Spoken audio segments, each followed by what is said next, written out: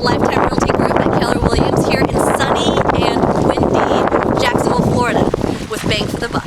What we're here to do today is critique the outdoor space area of this beautiful riverfront property that was built 25 years ago. The owner was the builder, so he did some great things, had some great thoughts, but you know what? 2.5 decades later, it needs some work. So we're here to give him some great bang for the buck tips. Alright, before we get started, I'm going to share with you a little bit about my qualifications. I've been in real estate for the past 7 years. I'm a real estate broker. I'm also a general contractor, so I've personally designed and built several homes. And I'm also a real estate investor. In the past year alone, I've bought, remodeled, and sold over 30 homes. So I know a little bit about getting your bang for the buck. I'm also a mortgage broker and a real estate appraiser. And last but not least, I also have my master's degree in real estate from the University of Florida. Go Gators! So having said that, I have a little bit of experience and knowledge when it comes to getting your bang for the buck, and I want to share that with you on this great home we're about to tour.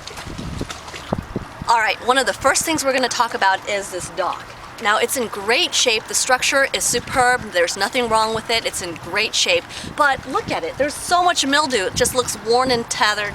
And all it really needs is a little pressure washing. Now, pressure washing is going to cost you about a couple $100, but it's going to make this thing look brand new. And when it comes to return on investment, you're going to get about 5 to 10 times your return on your investment. And so this is kind of a no-brainer, a must-do in my book.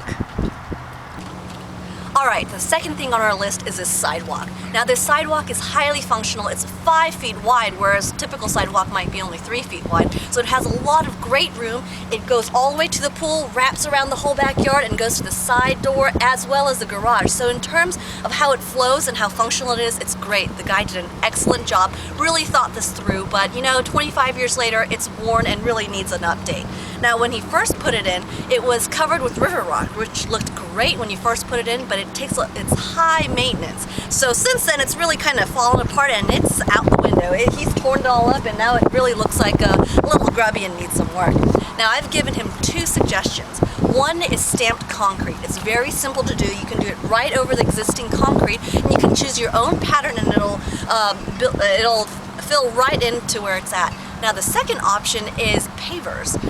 You can do pavers in 2 different ways. One is you can rip the concrete out, which is a lot of labor and material, and put the nice thick pavers in that everybody's used to. Or there's another way to get a better bang for your buck, which is the thin 2-inch pavers. Since most of this walk area is going to be just foot traffic, not a lot of heavy weight like, you know, vehicles or tractors or anything like that, it can handle the 2-inch pavers, and it'll look like you put the original thick ones in, and you won't be able to tell the difference. It's going to cost a fraction of the price, and it's going to look just as great. Alright, we're here to talk about the 2 terrace levels that this house features in its backyard. The first level contains the pool.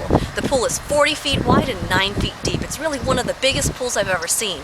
Now, again, just like everything else, functionality, great, but appeal needs a little work because, after all, it is 25 years old. So we're going to talk about a couple things that's going to just make it shine right up. And the first thing here is this fixture. He's got a handful of fixtures all around the pool. Looks great, lights up beautifully at night, but it's just old. All you have to do is get some new fixtures. They don't have to be expensive, probably something you can get from Lowe's or Home Depot, and it's not going to cost much at all. They got great light fixtures, and again, when you replace those, it's going to make it look brand new.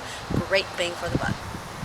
Alright, now we're here to talk about the pool. The pool, again, is very functional. It's in great condition, but just needs a little bit of updating. First thing around the pool is the cool deck area. Now, the cool deck was very neat when it was first put in, but again, we're talking 25 years ago. So now it's cracking, it's settling, it's discolored, and just needs a little bit of a facelift. So again, what I'm going to recommend is the same pavers that you're going to use out there to cover the sidewalk that wraps around the whole backyard, and make it flow and be uniform with this level of the terrace. And once you do that, it's going to, again, make it look brand new and give it a great facelift. Another thing that's very cheap, inexpensive, and easy to do is the tile around this pool deck area.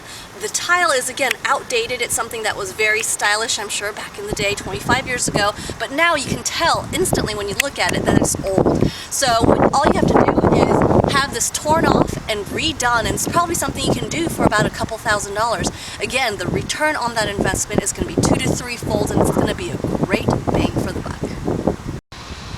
Alright, now we're on the second terrace. Now, I'm going to start by explaining to you why the second level terrace even exists. Now, Now when this house was built 25 years ago, there was no city sewer. So what that means is that you're going to have your own private septic tank. Very common for this area, no big deal, but to tell you a little bit about it, when you have a private septic tank, you're going to have these drain field mounds that are huge and ugly and unsightly. Now this whole second terrace was built just to hide those. Let me kind of show you what I'm talking about. Follow me. As you can see, what seems like a perfectly level terrace is thigh high.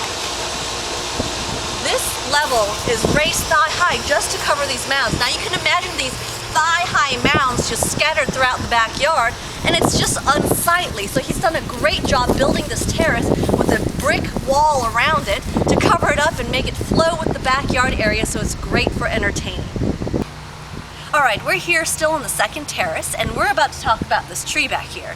Now this tree is huge. When they first planted it 25 years ago, it was small, petite, wasn't bothering a single soul, but you know, it grows. After 2 decades, it's huge, it's got branches, it's got leaves, and we're in the dead of winter, so there's no leaves, but when it's in full bloom, you can't see anything from the first or second floor of the house straight out to the river. So it's blocking a great view. Conclusion? It's gotta go. Take this tree out so you can get your view back, and you have 2 options. One is you can just re-landscape it with something nice, again tasteful, and just make it another little green area. Or, knowing that he entertains a lot and a lot of people gather back here at night, since you already have this little circular area back here, you can just make it almost like a sunken fireplace pit and make it very classy or rugged as he wants, but again, it'll be a very good focal point for the people outside when they're having a conversation at night.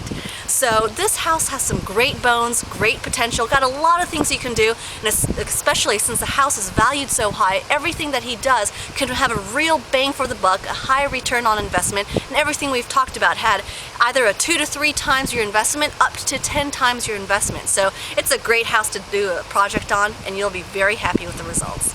Thanks so much for watching, and this is your tips to get the best bang for your buck.